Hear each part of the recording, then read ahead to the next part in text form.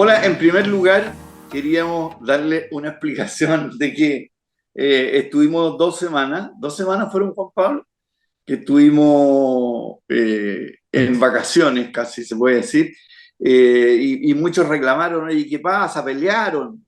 No hemos peleado, sino que con Juan Pablo ahí él va a explicar por qué. Sí, Y nos hemos saltado semanas bien noticiosas, además, así que tenemos harto tema, a pesar de que uno yo creo que nos va a consumir. Y cuéntanos, Juan Pablo, ¿por dónde anduviste, no? anduve de viaje, di bote por todos lados. La pega de uno de repente es así. Y por trabajo tuve que, mira, viajar varias veces a Estados Unidos, después viajar a Inglaterra, volver a ir a Estados Unidos. Mira, ha sido un ir y venir de viajes que me complicó harto. Así que no fue mala voluntad, no, no fue susto el programa. Como me decía un amigo, te está asustando el programa. No, pues sencillamente exceso de trabajo. Pero aquí estamos de vuelta y esperemos que podamos seguir ahora con regularidad. Oye, Juan Pablo, hay dos temas, ¿ya? Que yo creo que a uno lo preocupan. Uno que me gustaría dejarlo al final, que es el tema Ucrania-Rusia, que se está preparando aparentemente una ofensiva, ¿ya? Y es como Rusia contra el mundo, y Ucrania contra Rusia, que no es un tema menor. O sea, Napoleón llegó, ¿no es cierto?, a Moscú y después dijo, ¿y qué hago con esto aquí? ¿Ya? Salvo retirarse. Y Hitler también pensó que él podía y que era fácil el cuento. Y el otro tema, oye, es el de las ISAPRES, la telenovela de las ISAPRES con la Corte Suprema. Sale, ¿no es cierto? Primero falla el Tribunal Constitucional, luego la Contraloría, luego pierde las ISAPRES todos los recursos hasta la Corte Suprema, en que la tercera sala dicta, ¿no es cierto?, una orden o un dictamen que aparentemente lo que dice es, ¿sabe qué? Aplíquese los nuevos factores o los factores definidos a todos los afiliados de todas las cuestiones, después de escuchar por minutos a cada uno de los interpelados. Y la semana pasada, la señora Vivanco, que es como la Sí. externa, Y es la vocera, ¿ya?, además. de la vocera, dice, no, aquí están todos mal. Aquí lo que dice la ley o lo que se ordena es que la Corte Suprema solamente debe fallar con aquellos que son parte, no con gente que no es parte, o sea, no se aplica una especie de class action suit, digamos, con lo cual queda el desparramo, ¿ya? Todos piden una explicación, porque entonces la ley corta que haya mandado el gobierno no sirve, entonces las ISAPRES no están quebradas, sino que lejos de eso están salvadas de alguna manera. Eh, Renuncia como vocera la señora Vivanco y arranca hacia Puerto Montt. Viene el juez principal ahí, ¿no es cierto?, que había y vuelve de sus vacaciones y hoy día la Corte Suprema dice, de todos los recursos de explicación que mandaron pedir el gobierno, la ISAPRE, distinta gente, sean todos rechazados porque el fallo es clarísimo. Aquí miles de personas le han preguntado a abogados, amigos, y dicen, ¿es o no verdad que la Corte Suprema lo único que puede hacer es, si hay dos partes en disputa, darle la razón o no a una de las dos partes en disputa y no puede meterse con gente que no esté en la demanda o en la querella? Explícanos, Juan Pablo, cuál es la base o cuál sería la base teórica de este dictamen y cuál es la base teórica de quienes lo disputan y hablan, ¿no es cierto?, de justicia, ¿cómo se llama? Justicia legislativa o que se meten en otro terreno. Sí, el tema, en mi opinión, es bastante claro y yo te diría que estaba, para gente que nos escucha, que no son abogados, se entiende, estaba claro todo, para bien o para mal, uno puede estar de acuerdo o no, pero estaba claro el estado en que estaba la cuestión antes de la entrevista de Ángela Viva, en la tercera. Ella produce un remesón porque cambia lo que es la interpretación de todo el mundo, ¿no? Para mal o para bien, todos estaban de acuerdo que esta secuencia que tú describes, que termina con esta resolución de la Corte Suprema, había establecido determinados criterios que eran erga omnes, decimos ciúticamente los abogados, que eran aplicables a todo el mundo. Y sale esta entrevista de la ministra y se produce una especie de regresión en la discusión. Primero que uno dice, ¿a título de qué ahora esta entrevista y esta conversación?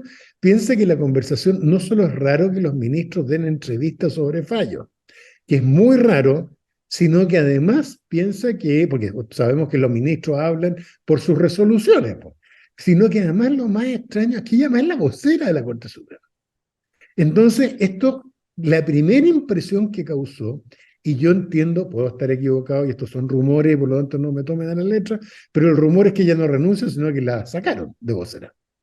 Y que Bueno, claro, obviamente. claro, Y que además yo creo que conociendo lo que es el periodismo en Chile, esta es una entrevista que fue pedida por ella, no te quepa la menor duda. claro, no sé, es todo muy raro, pero para que entiendan entonces, para mal o para bien, el tema estaba estabilizado jurídicamente, administrativamente y políticamente, y todo el mundo dijo, oye, ¿sabéis que tenemos que sacar la ley de ISAPRE para ver una solución? Porque estos criterios de la Corte se aplican a todos. Ahí estamos. Hay gente que estaba de acuerdo con eso, yo entre otros, otros que estaban en desacuerdo, pero todos teníamos claro lo que la Corte Suprema había dicho. Sale esta entrevista que además no se entiende el contexto, sale ella hablando sin distinguir si está hablando como persona, como miembro de la sala, como vocera de la Corte Suprema. En esa ambigüedad todo el mundo entiende que lo que está pasando es grave. Además es súper tajante, la tercera infla esta cuestión y con toda razón el medio le da la importancia que tiene. Se produce la discusión y la ministra del Interior, ministro de Hacienda, los dirigentes principales de cada partido político salen todos con cara de shock a decir, mira, no entendemos primero lo que está pasando, en segundo lugar, todos entendíamos esto antes y ahora sale esto otro y no sabemos por qué sale a decir esto, y ahí se produce una discusión muy torpe.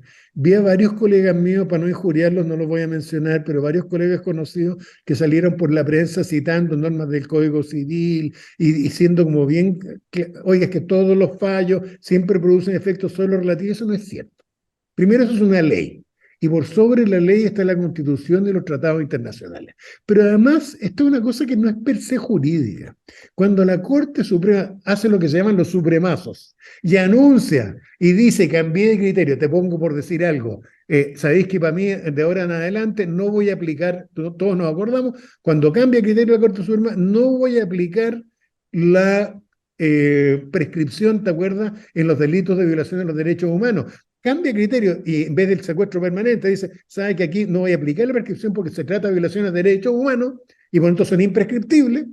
Se aplica para todos los casos y se aplicó para todos los casos de ahí para adelante.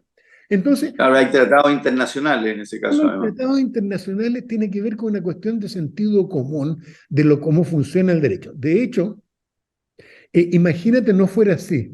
Imagínate la incerteza jurídica, por eso que no voy a apelar a los que salieron a defender el artículo del Código Civil que dice que las sentencias solo producen efectos relativos, pero eso está pensando en casos patrimoniales del siglo XIX, comunes y corrientes. Esa norma viene con el Código Civil de mediados del siglo XIX.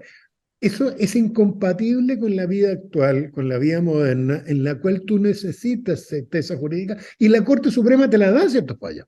Y te dice, sabes que cambié de criterio y ahora para adelante vamos a resolver estas cosas así. Hay veces que lo hace el propio Pleno de la Corte Suprema y la sociedad necesita eso. Uno puede estar en desacuerdo con el criterio.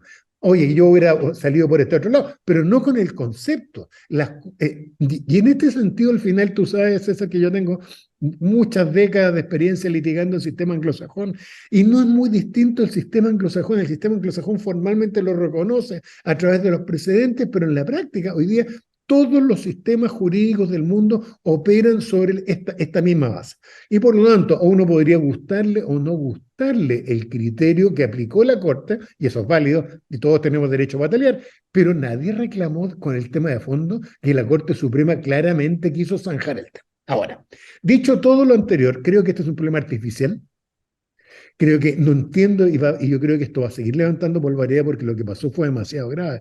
Piensen en la secuela de que aparece la vocera de la Corte Suprema sin aclarar por qué nítidamente aparece a estas alturas diciendo lo contrario de lo que todavía todo el mundo había entendido del fallo en su momento y después va a entrevistarse con el presidente de la Corte Suprema ella sale y dice que renunció al cargo de vocera, eh, cosa que, como te digo, el rumor que corre por detrás fundado es que se le pidió la renuncia, porque ella tendría que, un vocero habla y habla autorizado, entonces ella sale a hablar a nombre de la Corte Suprema completa.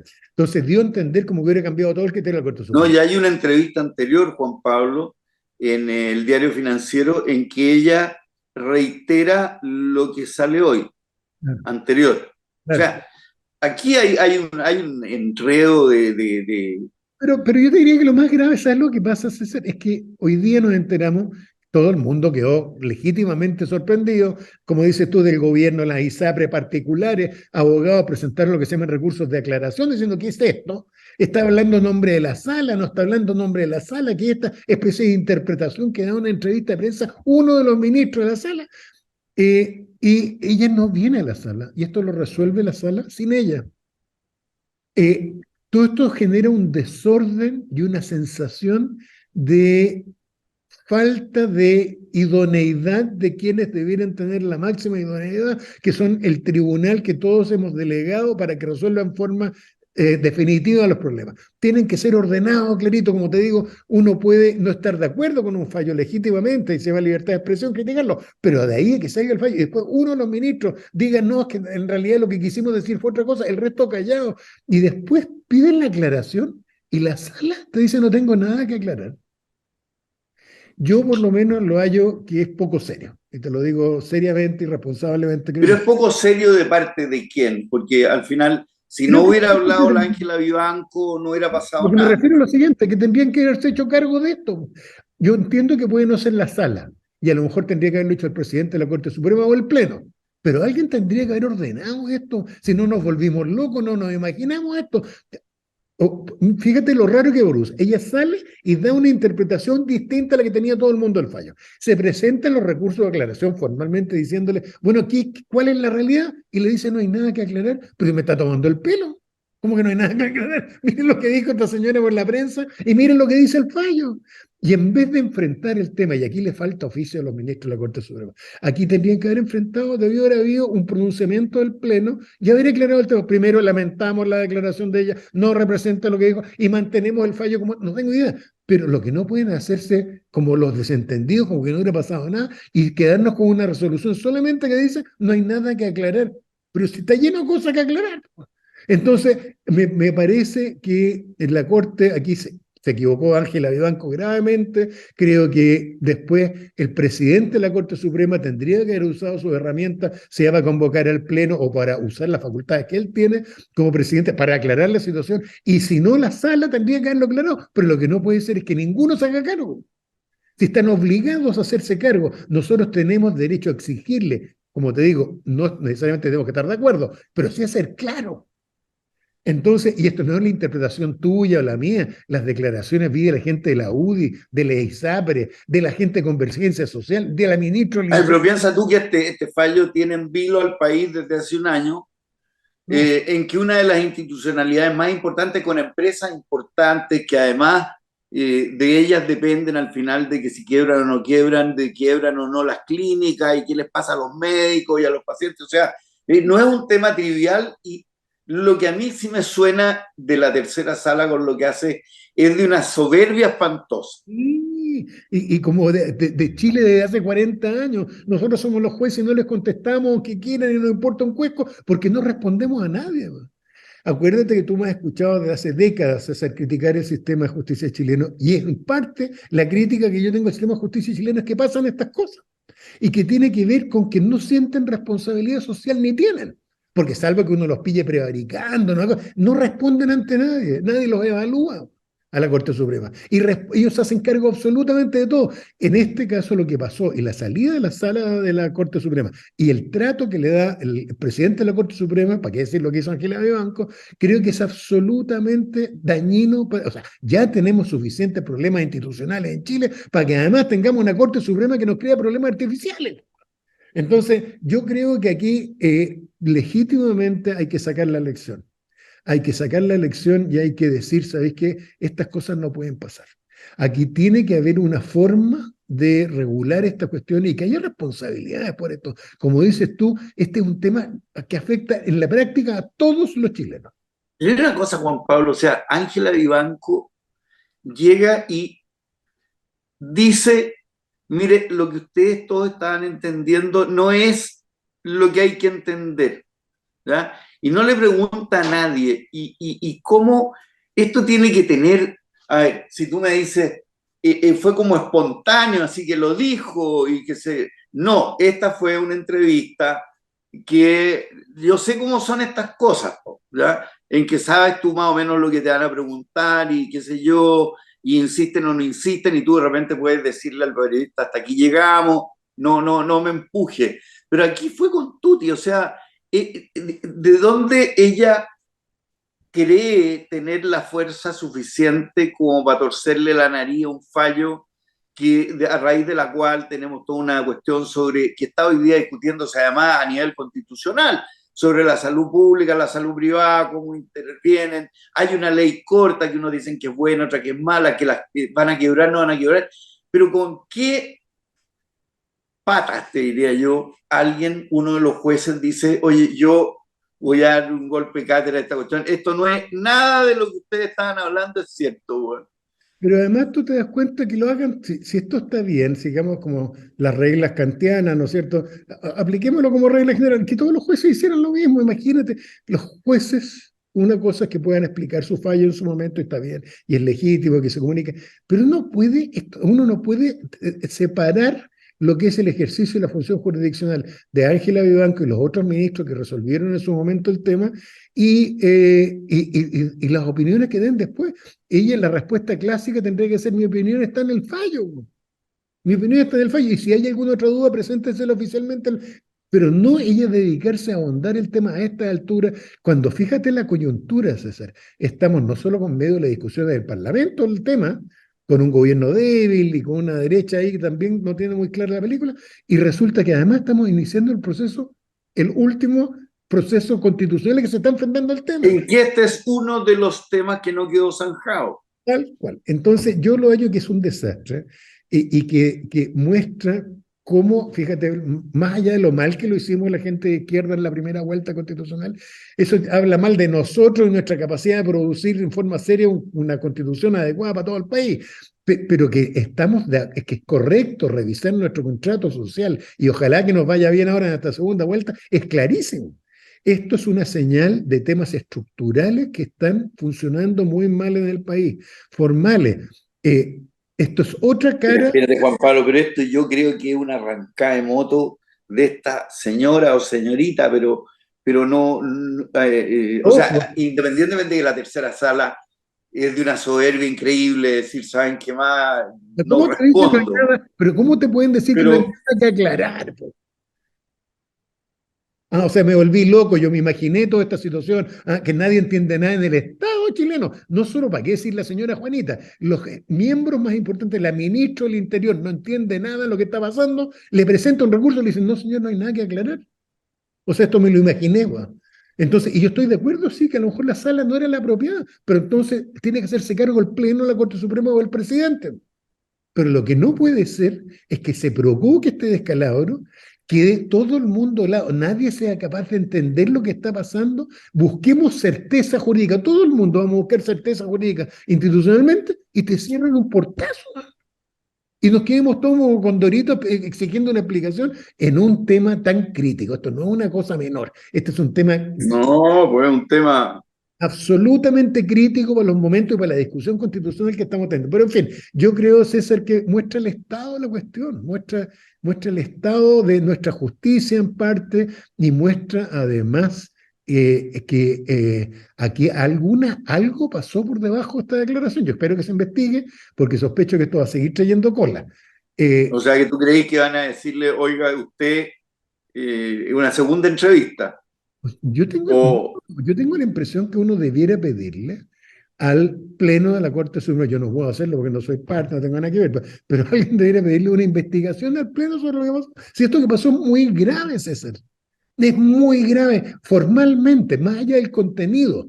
Formalmente es muy grave, y es muy grave lo que acaba de hacer la tercera sala. Entonces yo creo que ahí lo que hay que hacer es ser institucionalista, todavía no podemos cambiar las cosas, y pedirle al Pleno de la Corte Suprema que designe, haga una investigación administrativa, porque a mí me gustaría saber cuál es el origen de todo esto. ¿Por qué Sí, se po. hace esta entrevista a esta altura?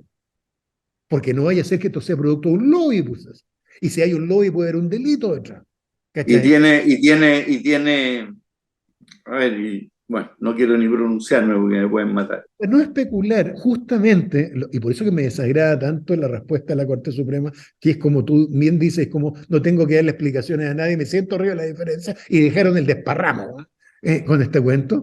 Yo te diría que lo menos que uno se merece es una investigación que tienen que hacer ellos para que se reciba una explicación de qué fue lo que pasó, qué fue exactamente lo que pasó, y además no solo qué fue lo que pasó, cuáles son las consecuencias de Oye, esto. y esta señora Vivanco, que fue candidata a diputada o algo del partido de centro-centro, ella, ¿cuál es la historia? Ella es una profesora distinguida de derecho. ¿Ella de dónde apareció? Ella viene de la Universidad Católica, yo la conozco harto, ella viene de la Universidad Católica, es una de las profesoras tradicionales de la Universidad Católica, ella bastante más joven que yo, pero debe tener 55 años o por ahí, ella y debe tener por lo tanto una carrera académica de unos 30 años, y siempre fue del grupo de profesores de constitucional que desde hace tiempo ella viene muy partícipe en los temas públicos, y entonces tenía, claro, no tenía experiencia judicial, pero sí tenía una experiencia de meterse en los temas políticos y públicos de interés, y participaba en debates activamente. Entonces, desde ese punto de vista no llamaba la atención que cuando se abre la puerta, ¿no es cierto?, con estos cambios que hubo hace 20 años atrás, que entren ministros en los cupos que no son de carrera, la Corte Suprema la propusieran a ella. Yo entiendo que es una persona más bien de centro, no la tengo, si bien nunca he hablado con ella que yo me recuerde de política, pero yo la tengo como una persona más bien de centro. Pero creo dos cosas. Uno, que no estaba acostumbrada a tener el poder que tiene, el poder hay que ejercerlo con cuidado. Y segundo, tampoco estaba acostumbrado a las vocerías. Tú sabes, César, porque te ha tocado igual que a Todo mí, de clásico. bailar con la Claro. fe. Y el tema comunicacional es súper delicado. Es muy delicado y uno tiene que tener cuidado con lo que dice, pensarlo antes. Tienes que no dejarte manipular por los periodistas.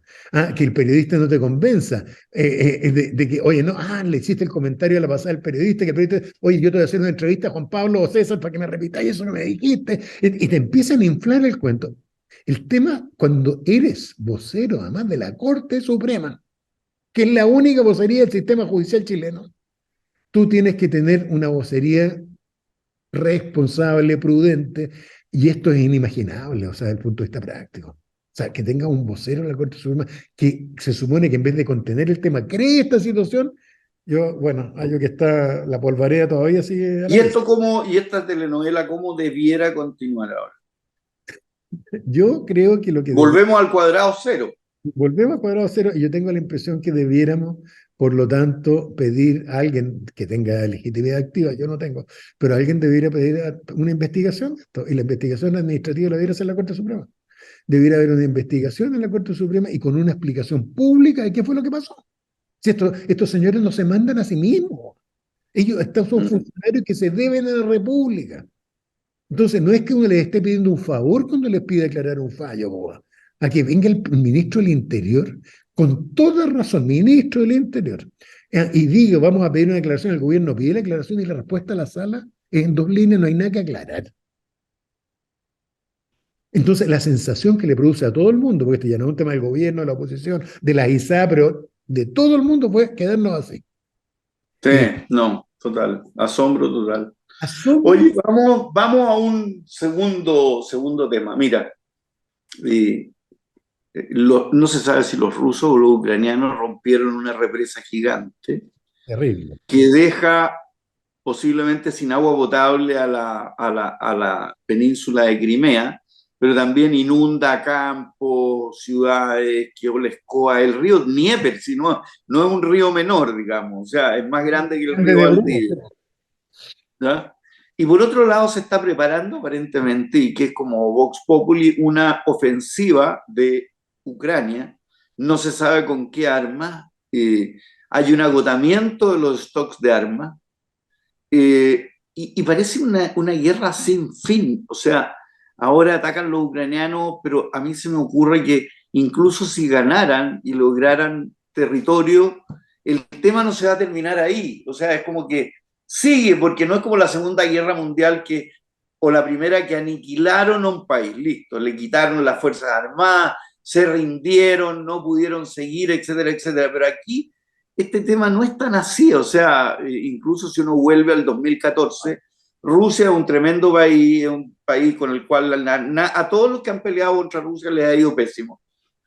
Entonces, una cosa que toca todo el orden comercial mundial, China mirando a ver cómo se desgastan? Sí, ¿Qué va a pasar ahí? mira, a ver, lo primero, César, yo tengo la impresión que ya empezó la ofensiva de primavera que ellos tenían ofrecida. Yo creo que partió ayer y anteayer. De hecho, he estado revisando en internet alguna información que hay pública, con videos, qué sé yo, y uno ve cosas que son de horror. La cantidad de personas que están muriendo todos los días aquí son, pero cientos y cientos de personas todos los días. Eh, el país se está demoliendo, un país gigante, además, este no es Luxemburgo, no son, No, esto no por es supuesto. Liechtenstein, esto es un país gigante, de hecho, es el país más grande de Europa, eh, individualmente considerado fuera de Rusia, si es que uno considera Rusia dentro de Europa, pero es el país más grande que está íntegramente dentro de Europa, y lo están demoliendo el país.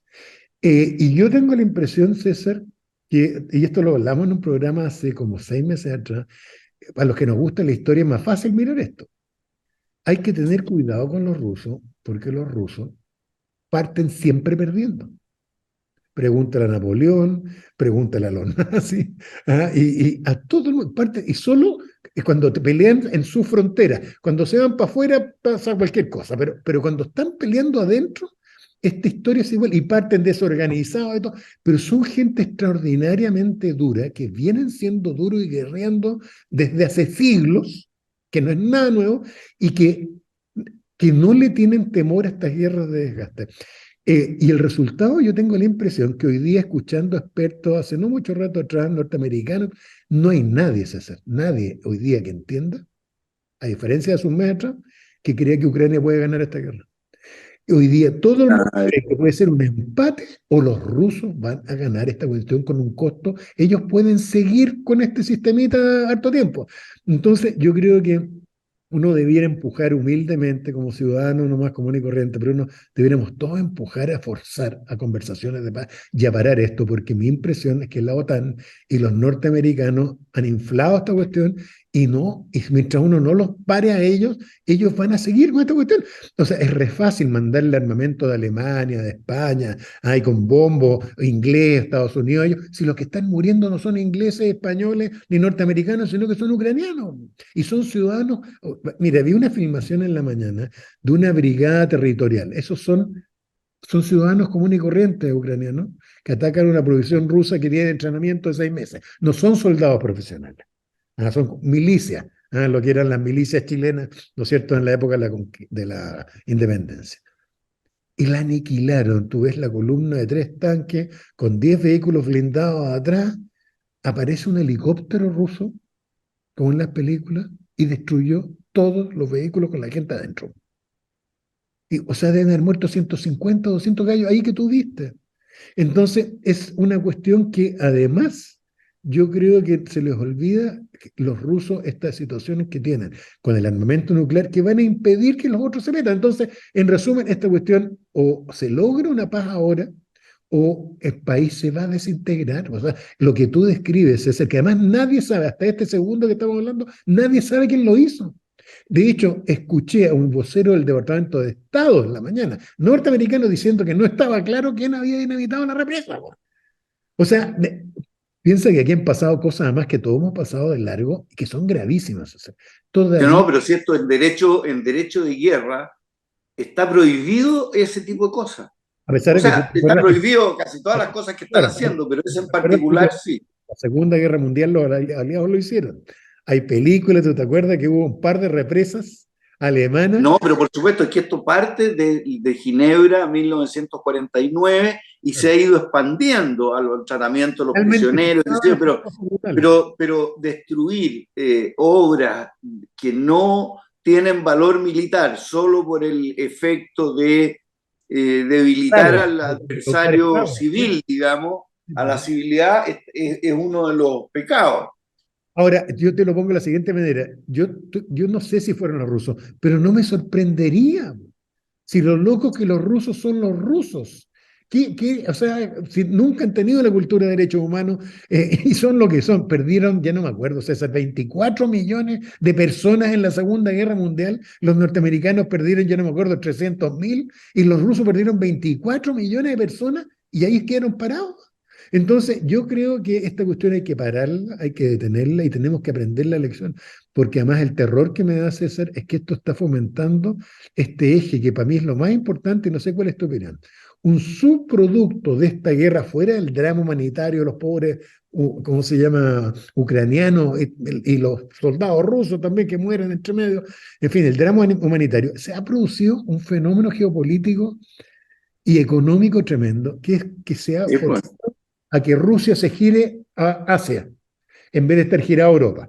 Y se arma este eje en que está cuyos países improbables, la India, China, Rusia, Brasil, pero además que empiezan a jugar con cosas monetarias. No sé si viste que producto de este empoderamiento de Asia versus Europa, que se provocó este contrato que a mí me sorprendió de compra de petróleo masivo de Arabia Saudita con China, en que aceptaron recibir los pagos en yuan, en moneda china, por primera vez, y no les exigen pagar en dólares, sino con la moneda propia, cosa que los norteamericanos les venían prohibiendo. En fin, entonces yo creo que entre otras cosas que están pasando es que uno siente que hay un eje geopolítico que con la guerra que se movió hacia China, hacia la India, hacia Pakistán y hacia el lado asiático de Rusia. No sé qué opináis tú, pero yo creo que eso es gravísimo.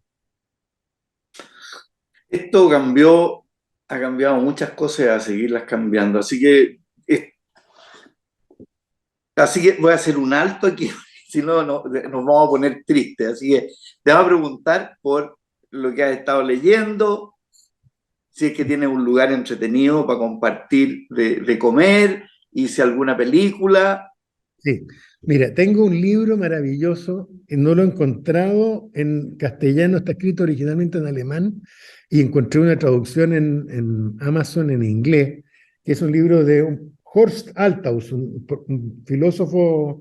filósofo alemán, que se llama Una biografía intelectual de Hegel y que debe tener unos 20 años el libro, está reeditado recién en inglés en Estados Unidos, pero para los que nos cuesta el tema, no somos grandes intelectuales, ¿no sé? Entonces leer la filosofía y la historia de Hegel uno puede, pero este libro es una explicación para cualquier persona como nosotros, porque además va desarrollando la biografía de él y explica por qué, qué momentos en la vida lo llevan a pensar una cosa en la otra, cómo llega a interpretar la historia como la historia, y cómo es, bueno, en fin, y una cuestión que para los que somos de izquierda, además, tú sabes que en el fondo todo izquierdista es hegeliano, po.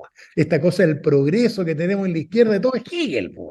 ¿Ah? Entonces, eh, lo recomiendo encarecidamente, fuera que un personaje, yo, así como a Carlos Peña siempre cita a Kant, yo a Kant lo hallo obviamente brillante, pero Hegel, para mí, el hombre que cambió el curso de la historia va adelante. Entonces, recomiendo ese libro. Como película, recomiendo, espérame un segundo, eh, acá tengo mi película, recomiendo una película, una serial que está en Netflix que se llama Sangre y Oro.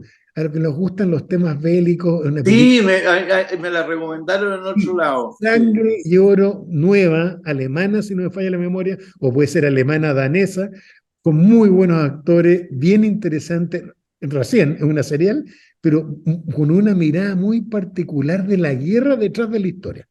Entonces la recomiendo, es una serial muy entretenida, muy bien hecha y entretenida. Y de restaurante, nos estamos quedando como sin restaurantes. Oye, sí, po, no hay tanto. O Dicen no que en el vamos Bar a los Italia restaurantes. hay muy buenos, pero no he ido, po. Yo recomiendo uno que está cerca de mi casa, que se llama La Chestari, donde de hecho almorcé hace no pocos días atrás, que es una pizzería, pero que tiene ensalada, además, que está en un lugar como improbable, ahí en un centro comercial que está pegado al Unimar, que en la Rotonda lo ocurre. La Ah, Chestari, mira. muy Ya. bueno. Estoy mirando aquí, de hecho, tiene las mejores evaluaciones y es lo más sencillo que hay, pero las pizzas que tiene, las ensaladas que tiene, y las cosas dulces de postre, los kuchen, qué sé yo, y es súper sencillo, chiquitito, pero muy, muy bueno. Así que esas son mis recomendaciones a hacer. ¿Y tú? Ya, yo voy a recomendar dos libros, ¿ah? Esta vez. Uno es La Nalhue y lo voy a recomendar, por eso que tengo otro, porque lo escribió mi nuera, Ángeles Donoso, ¿ya? Que es una escritora feminista y en el cual ella describe su casa de su abuela en el lago Lanalhue y los orígenes de las tomas de terreno y de una pila de cosas, pero tiene partes de reflexiones muy bonitas. Y del otro, oye, hay que leerse Salvador Allende de Daniel Mansur. Ah, ¿Ya? lo he leído. Oye, me lo comí en 2 días. Ahora, la primera parte en la cual describe a Salvador Allende es la mejor lejos. Después, cuando él empieza a ver los personajes laterales, como que bajan los decibeles, pero es muy, muy bueno, Es muy bueno, bueno. yo no lo conozco, pero lo leo, no siempre estoy de acuerdo con él, pero es bueno. Y en película, una miniserie que se llama El Silencio, ¿ya? En Netflix. La El japonesa. Silencio, para que los quieran ver. Y aquí voy a coincidir casi contigo, en Pizzería Tío Tomate en el Parque El Mañío, en el Paseo del Mañío. Una vez fui, muy bueno. ¿Ah? Muy buena, sí. Así que bueno, aquí llegamos y esperamos seguir en forma continua. Sí, disculpen ¿Ya? por la Hay gente oportunidad. esperando, además que aquí todo este cuento de la Ángela de Banco y todo va a estar interesantísimo porque va a haber dado una opinión interesante sobre el tema. Y nada, pues aquí yo en el campo con mi suéter rojo, que a mucha gente no le... ¿Qué haces con un suéter rojo, güey? ¿Ah? Juan Pablo debería usar un suéter rojo, tú deberías... Muy buena, claro. No sé, mira, a mí me retaron, entre medio me llegaban mails retándome por todo tipo, que primero los habíamos No, pero después correo, lo más después, divertido es que me decían, ¿peleaste con Juan Pablo? claro, por fin se pelearon, ¿no es cierto? Ya no están de acuerdo en los temas. Ya, Ya, pues, ya, bueno, estimado amigo, un abrazo nos a estamos todas viendo. las amigas y amigos que nos escuchan. Chao. Chao.